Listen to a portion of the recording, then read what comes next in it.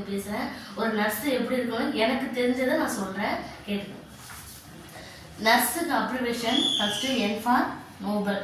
நோபல்னா பெருந்தன்மை. நம்ம வந்து ரொம்ப பெருந்தன்மையாக இருக்கணும். நிறைய விஷயத்தில் நம்ம விட்டு கொடுத்து போகணும். மற்ற லேடிஸில் நம்ம டிபார்ட்மெண்ட்டுக்கு நர்ஸுங்கிறது வந்து ஒரு பெருந்தன்மையாக இருக்கணும். அவங்களுக்கு பார்த்தாலே இவங்க நர்ஸு நமக்கு தெரியணும். அந்த மாதிரி முடிஞ்ச அளவுக்கு நிறையா மாறட்டாலும் அட்லீஸ்ட் கொஞ்சம் மாறினா போதும். அடுத்து U ஃபார் அன்செல்ஃபிஷ். அன்செல்ஃபிஷ்னா பொதுநலமாக இருக்கணும். நம்ம இந்த விஷயத்துக்கு அர்த்தமே நிறையா பேருக்கு இப்போ உள்ள டெக்னாலஜிக்கு இல்லவே இல்லை. முடிஞ்ச அளவுக்கு பொதுநலமாக இருக்க பார்க்கலாம். அடுத்து R ஃபார் ரெஸ்பான்சிபிள். நம்ம சொல்கிற விஷயத்த கவனிக்கணும், அப்சர்வ் பண்ணணும்.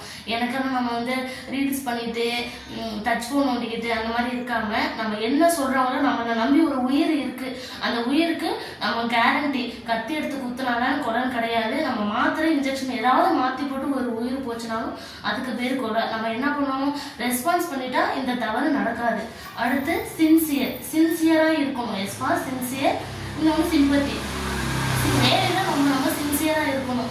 நம்ம வந்து வீட்டில் 1000 பிரச்சனை இருந்தாலுமே அது வீட்டை விட்டு வெளியில் வரப்போ அதை அப்படியே அதை விட்டுட்டு நம்ம வீட்டில் இங்கே வந்து வேலையில் சின்சியராக இருக்கணும். அவ்வளோதான். நம்ம ஒரு பேஷண்ட் நீங்கள் வேலையில் சின்சியராக இருந்தீங்கன்னா அந்த பேஷண்ட் உங்களையே திரும்ப கூப்பிடுவாங்க, எங்களுக்கு அந்த சிஸ்டர் தான் வேணும்னு. முடிஞ்ச அளவுக்கு அந்த மாதிரி இருங்க. அதுக்கப்புறம் சிம்பத்தி மீன்ஸ் இறுக்கம் அந்த மாதிரி கூட வரும். நம்ம வந்து முடிஞ்ச அளவுக்கு இறுக்கமாக இருக்க பார்க்கணும். அதுக்கப்புறம் E ஃபார் எஃபிஷியன்சி. எஃபிஷியன்சினா நல்லா திறமையாக இருக்கணும், திறமையை வளர்த்துக்கணும். நம்ம 65 வயசு தாத்தா இந்த மாதிரி இருக்கிறவங்களே என்ன திறமையாக இருக்குமாங்க. முடிஞ்ச அளவுக்கு நம்ம திறமையாக இருக்கணும். மெடிக்கல் ஃபீல்டை பொறுத்த வரைக்கும் எவ்வளோ பெரிய டாக்டர் இருந்தாலும் ஏதாவது சின்ன விஷயம் தெரியாமல் இருக்கும். நம்ம கற்றுக்கிட்டு திறமையாக வளர்த்துக்க பார்த்துக்கணும்.